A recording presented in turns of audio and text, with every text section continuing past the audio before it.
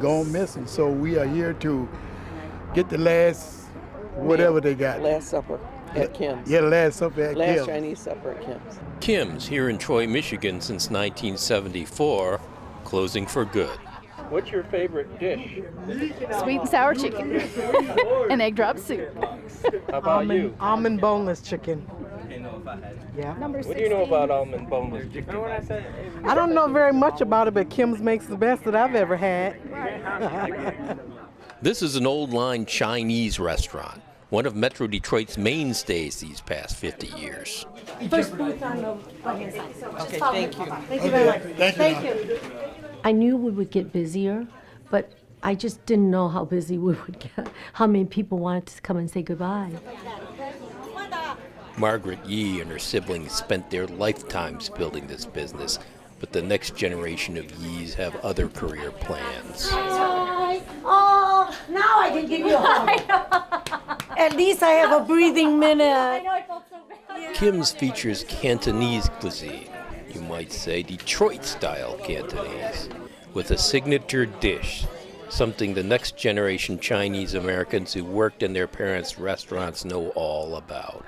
Almond chicken is most definitely like the king of Chinese food. I would say for Michigan Chinese, almond chicken is the most iconic. Everybody knows what ABC means, almond boneless chicken. We would always put ABC on it so we could differentiate what we were packing in the carryout. Lots of customers now, they put the order, I want ABC. It's a Michigan thing. ABC's origins go back to southeastern China, not far from Canton, now called Guangzhou. On the Pearl River Delta sits the city of Toisan. Toisan, not pronounced like it's spelled. Toisan is like where the huge emigration patterns happen. So our uncle came to Michigan with, and it's like, why didn't you go to San Francisco or here? And they landed in Cass Corridor in Chinatown. And so then, of course, he brings over his like 7 siblings. And now my dad's side was all here, but they're all Toisan. Many decades ago, career paths for Chinese in Detroit were limited, washing clothes or serving food. My grandfather said, well, I try laundry, but when the business is slow, I have nothing to eat. But at least if I worked in the restaurant when business is slow, I still have all these food I can eat. I won't go hungry. Detroit's Chinatown restaurants shared recipes and adapted them for American tastes. Then the restaurants moved to the suburbs, where ABC became a top seller. At the Golden Crown in Bloomfield Hills, Connie Lowe has been making it for more than 40 years. The older generation, they live in Michigan, they come out with this. Does anybody know who came up with it first? And that's the question. Yeah, that's the $1 million question. Don't know. Well, there's some ideas of like which restaurant might have started it, but I don't know.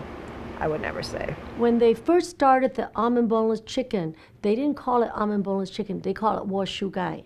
A wasu guy? Yeah, we heard that many of times throughout the years. Yeah. Saying washu gai was a little too hard for a lot of people. And actually, washu doesn't really translate to almond boneless chicken. But looking at the dish, people were able to describe it. And I think that's probably what happened. A simple presentation.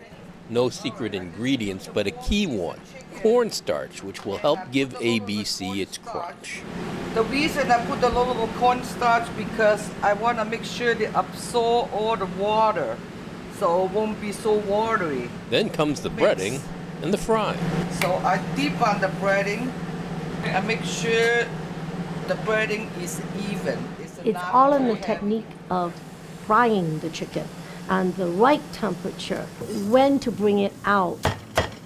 It's all in the technique. The chopped fried chicken rides on a bed of lettuce. And then we put gravy on top. Then some onions. At the Golden Crown, they used to add slivered almonds until Connie began to worry about customers with nut allergies. Now, no almonds. And no loss for ABC enthusiast Ro Roosh. Now let me demonstrate. This chicken, when you go to open it up,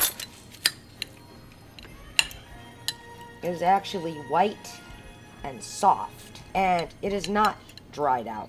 ABC comes with many dining options. So I always like to put it on my rice so I have the sauce on it. too. Everybody different. Some people ask Exactly. for more lettuce. Some people say, I don't want no lettuce. I don't put it on top. I always put the rice on the side. So that's two different ways that you can have it. Yeah. But also in the gravy, there's water chestnuts for crunchiness. So you have more texture than just the chicken and It's the good. batter. It's still crispy. I mean, you just kind of gain the craving and you love, like, you end up loving the food that's there. But then your parents tell you, like, that's not real Chinese food. No? How about Chinese American food?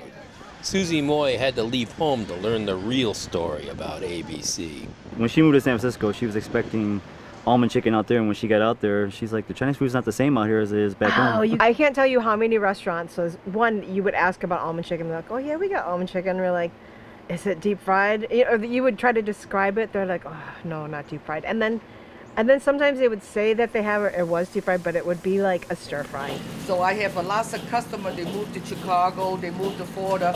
Whenever I come back to visit, they always have almond chicken because they don't have it anywhere else. Well, it's kind of like Detroit pizza. People really didn't know about Detroit pizza. We had our own pizza. It wasn't just New York or Chicago.